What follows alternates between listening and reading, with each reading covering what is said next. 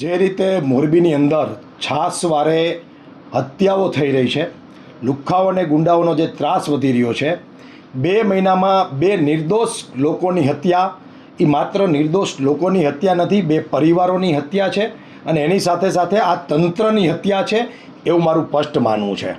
ગઈકાલે જે રીતે ગુંડાઓએ માળિયા તાલુકાના હાઈવે ઉપર અણિયારી ચોકડી ઉપર જે રીતે 5-6 લોકોએ 2 ગૌરક્ષકો, જે લોકો ગાયોની રાહ જોતા હતા ખાટકીઓની, કે ટ્રક ભરીને આવી રહી છે કોઈ ખાટકીઓની, અને એની જે રાહ જોતા હતા ટોલ નાકા ઉપર, અને એ ટોલ નાકા ઉપર જ્યારે અચાનક જ 5-6 લોકોએ હુમલો કર્યો, અને એ હુમલો ફાઇનાન્સના ધંધા કરનાર લોકોએ કર્યો છે. વત્થલ ફાઇનાન્સ, શિવમ જેનું નામ છે, એનો મોરબીમાં કાળો કેર છે. 6 મહિના પહેલાં ફાયરિંગનો ગુનો એક નોંધાણો હતો, પરંતુ તંત્રએ ધાક પીછોડા કરીને આ બધી જ ઘટનાઓ પાછળ મોરબી પોલીસ તંત્ર જવાબદાર છે. 6-8 મહિના પહેલાં જ્યારે ફાયરિંગનો બનાવ બન્યો ત્યારે ઢાક પીછોડા કરીને મિસ ફાયરિંગમાં ખપાવી દીધો. ત્યાર પછી અનેક વ્યાજખોરોની અરજીઓ આની વિરુદ્ધ થયેલી છે. અનેક નિર્દોષ યુવાનોએ આ બાબતની અરજીઓ પોલીસ સ્ટેશનમાં આપેલી છે. સાથે સાથે એક પરિવારે તો આના વિરુદ્ધ વ્યાજખોરીની ફરિયાદ પણ કરેલી છે. એ સિવાય હમણાં એક દલિત પરિવાર ઉપર પણ એમને હત્યાનો હુમલો કરેલો હતો વિશીપરામાં. એ સિવાય અનેક હુમલાઓ એ કરે છે. એ કોઈ પણને ફોન કરીને કહે છે કે મારા વ્યાજના પૈસા આપી દેજે. એ 10%, 20%, 25%, 50% સુધીની વ્યાજખોરીનો ધંધો કરે છે. જો પૈસા ના આપે એટલે એને સીધું જ કે તારા પીછવાડા ઉપર અમે સીધી છરી મારશું. મને પોલીસની બીક નથી. પોલીસને મારી વિનંતી છે કે એનું આઈડી ચેક કરી લેજો.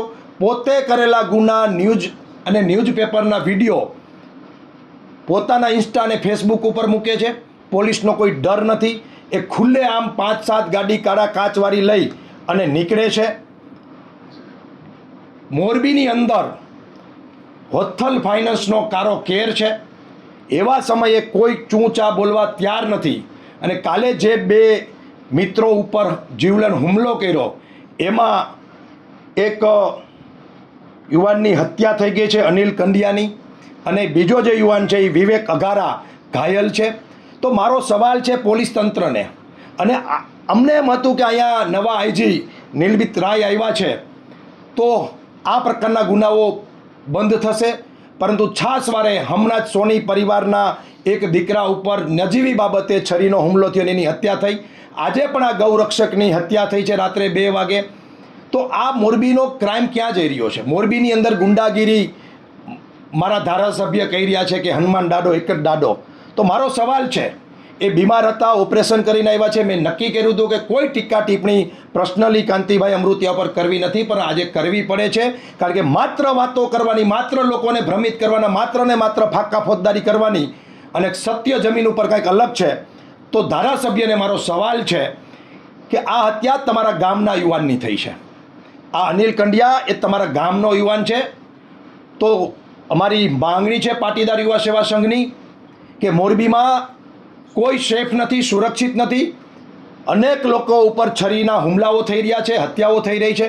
મોરબીનો નાગરિક સુરક્ષિત નથી, બેન દીકરીઓ સુરક્ષિત નથી.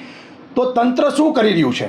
અમારી માંગણી છે કે ધંધુકામાં જે રીતે ધર્મેશ ગમારા ભરવાડ યુવાનની હત્યા થઈ અને 24 કલાકમાં તંત્ર જે એલર્ટ થયું, અને જે રીતે હર્ષભાઈ સંઘવી વાતો કરે છે દાદાની સરકાર છે અને એક્શન લેવાના, એ જ એક્શન 24 કલાકની અંદર અહીંયા અનિલના હત્યારા અને વિવેકને જેને મર્ડર કરવાની કોશિશ કરી છે એવા યુવાનો ઉપર જે હત્યાનો પ્રયાસ થયો છે અને હત્યા થઈ છે, એના એફઆઈઆર પણ થઈ ગઈ છે. 6 આરોપીઓના નામ પણ આવી ગયા છે.